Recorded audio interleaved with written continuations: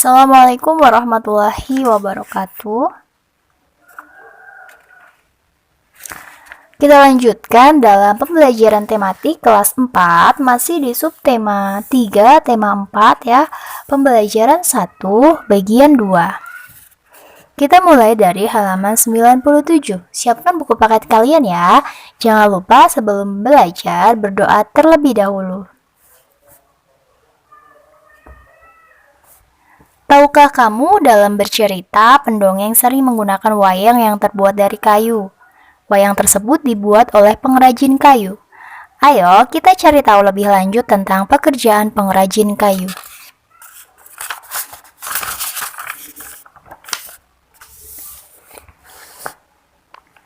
Nah, Dayu mempunyai teman yang bernama Benny.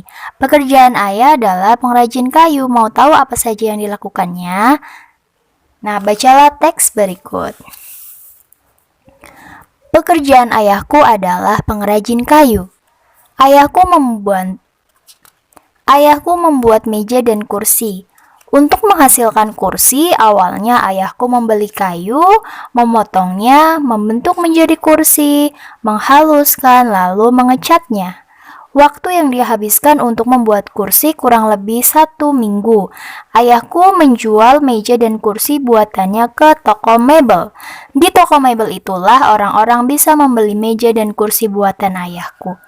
Nah, dari bacaan teks tersebut, kalian akan menjawab pertanyaannya. Yang pertama, produk apa yang dihasilkan oleh ayah Benny?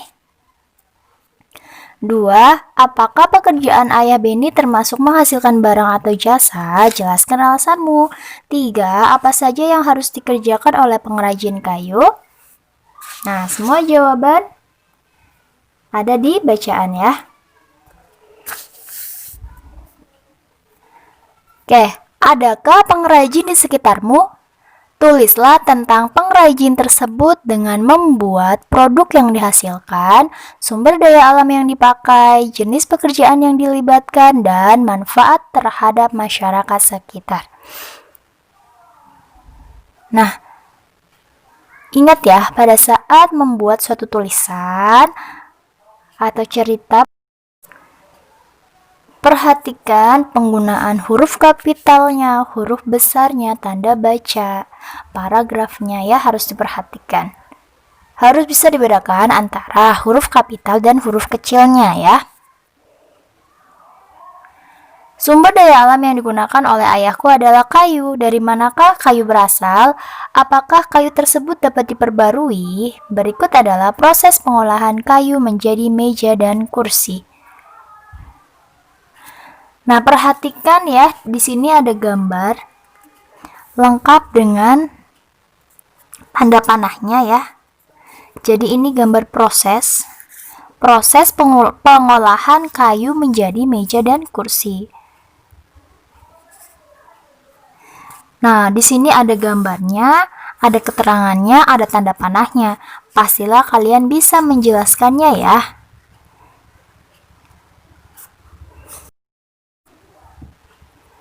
Dari pohon di hutan, kemudian ditebang, diangkut ke kota, ya, diolah oleh pengrajin kayu, lalu hasil karya dari pengrajin tersebut dibawa ke toko mebel. Nah, di toko mebel dibeli oleh pembeli. Nah, dari proses pengolahan kayu ini, kalian jawab ya pertanyaan di bawahnya. Jelaskan proses yang terjadi sehingga meja dan kursi bisa sampai di rumahmu. 2. Profesi apa saja yang terlibat agar meja dan kursi sampai di rumahmu? Nah, tadi di gambarnya ada ya, sudah jelas ya profesinya apa saja sih di sana. Kemudian, ternyata perjalanan meja dan kursi hingga bisa ada di rumahmu cukup panjang ya. Bagaimana sebaiknya kamu merawat meja dan kursi di rumahmu?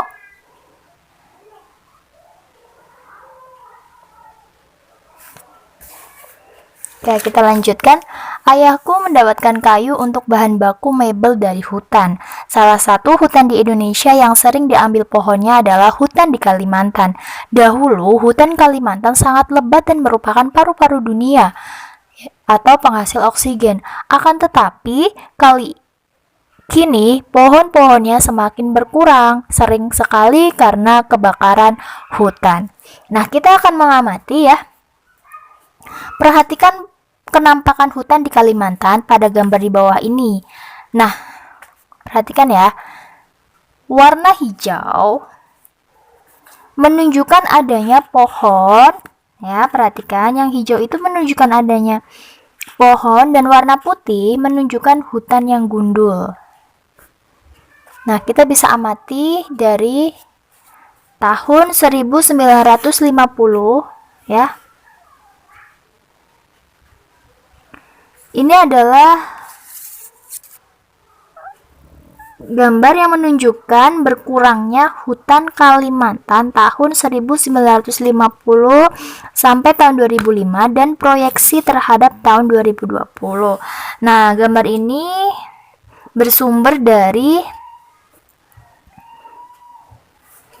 ada linknya ya di bawah gambar itu sumbernya ya. Jadi ini benar-benar datanya akurat, ada sumbernya. Ya, dari tahun 1950. Bagaimana menurutmu perkembangan pohon yang ada di hutan Kalimantan dari tahun ke tahun?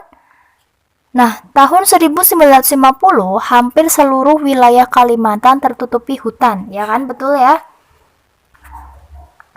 Hutannya atau pohonnya itu masih penuh ya, seluruh wilayahnya tertutupi. Nah, seiring berjalannya waktu, pada tahun 1985 kita amati gambarnya.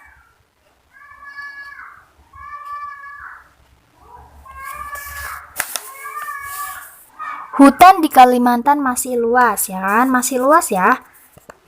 Yang berwarna hijau masih luas. Kemudian pada tahun 2000 hutan di Kalimantan mulai berkurang. Ya, pohonnya mulai berkurang ya kan?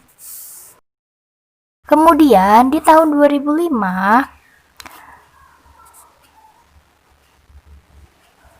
hutan di Kalimantan banyak berkurang lagi ya. Nah, di tahun 2010 hutan di Kalimantan sama banyak dengan pemukiman, berarti seimbang. Ya, yang warna hijau dan warna putih ini seimbang. Sama banyak antara hutannya dengan pemukimannya. Kemudian di tahun 2020 hutan sangat sedikit, pemukiman semakin luas. Ya, warna hijaunya semakin sedikit ya, warna putihnya semakin luas. Artinya di sini pohonnya berkurang, hutannya berkurang, dan pemukimannya semakin luas.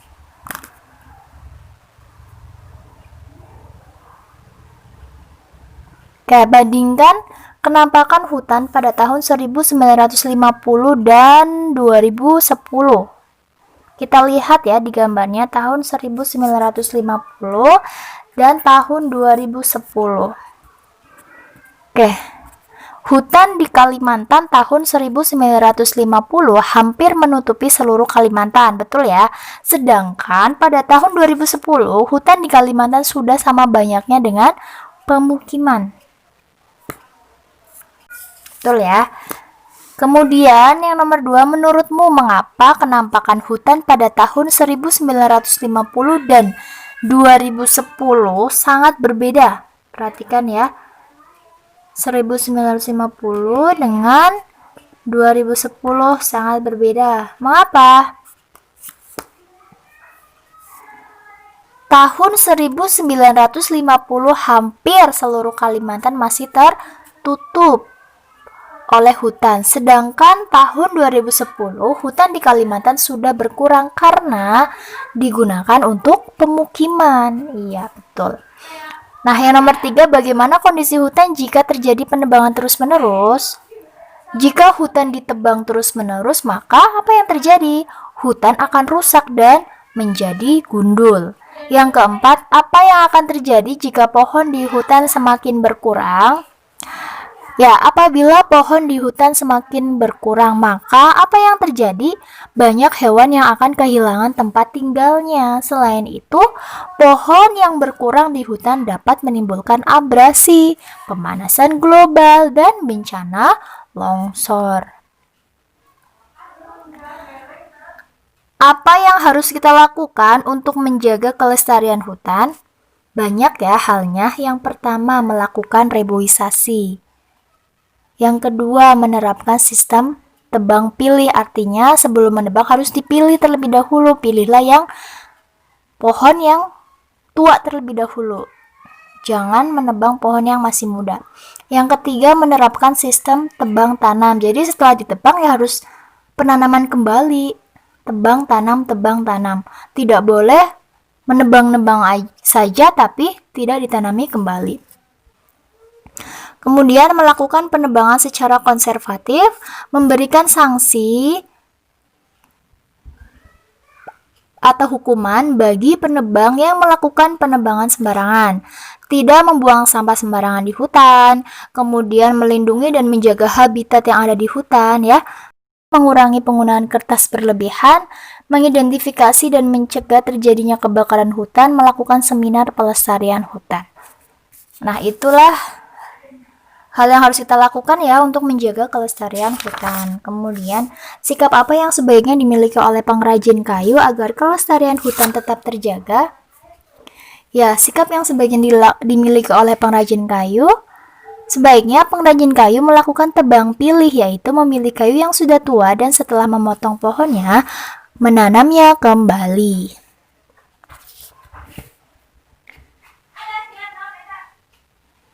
Keberadaan hutan sangat berpengaruh pada pekerjaan seorang tukang kayu. Untuk itu, hutan perlu dijaga kelestariannya. Nah, kali ini kalian akan mencoba. Menurut kalian, bagaimana penampakan hutan di Kalimantan pada tahun 2030? Ya, jelaskan pendapatmu. Warnai peta di bawah ini dengan warna hijau untuk menunjukkan masih adanya pohon di hutan. Nah, jadi kalian disuruh memberikan ilustrasi atau gambaran ya, bagaimana sih keadaan hutan di Kalimantan nanti pada tahun 2030. Nah, kalian bisa menggunakan warna hijau untuk menunjukkan masih adanya pohon di hutan. Ya, kalian bisa berkreasi di sini, di buku paket ini. Silahkan dikerjakan.